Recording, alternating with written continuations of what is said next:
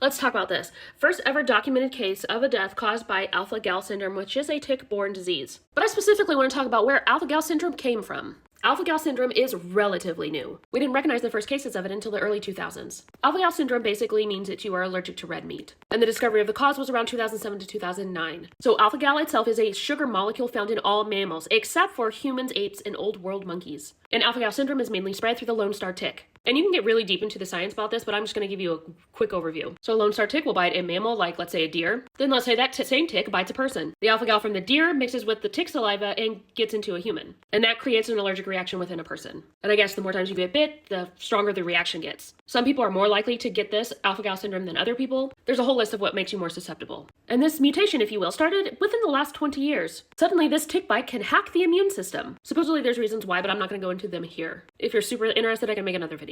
But here's what makes people side-eye this whole thing with good reason. Alpha-gal syndrome was widely unknown until the early 2000s. It spread suspiciously fast. The tick species that it is linked to spread unnaturally fast. And there are documented government studies on tick and vector manipulation. Plum Island Animal Disease Center off the shores of Long Island was opened in 1954.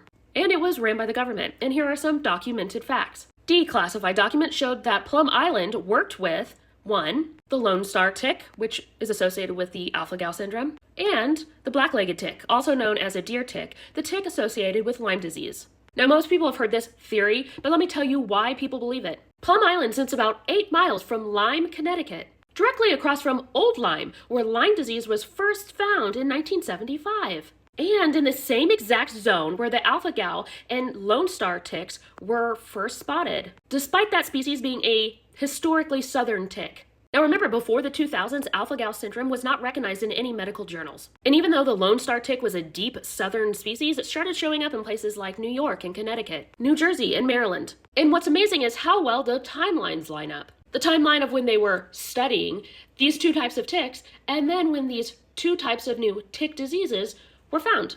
Now, of course, there's nothing in the documentation that proves modification, but a tick not known in that region suddenly appears. Alpha-gal appears shortly after. Both of these disease ticks show up around the historical vector research sites. The tick research at Plum Island is 100% real and documented. Military tick experiments at other facilities is also real, and it is all documented but heavily redacted. It's basically a perfect storm of coincidence, and you know how I feel about coincidences. And if you want to look into this topic more, here is a list of government research projects involving insects. There are several I've already looked into, and there are several more that I will look into. What are your thoughts on this?